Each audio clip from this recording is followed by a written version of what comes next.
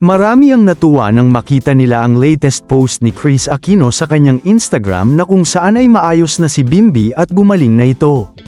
Matatandaang kamakailan ay ipinakita ni Kris kung gaano niya nilaan ang ilang air purifier para hindi sila magkahiwalay ni Bimby kahit may sakit ang anak.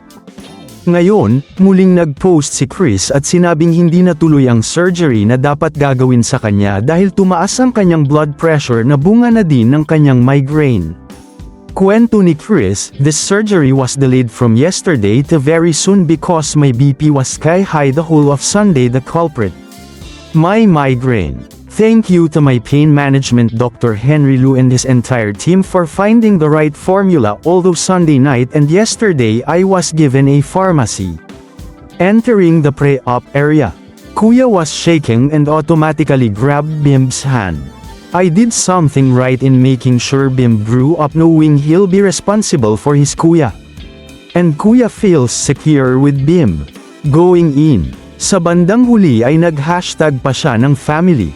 Bumuhos naman ang mga mensahe para kay Kris at ayon sa mga netizens. Patuloy nilang ipagdarasal si Kris.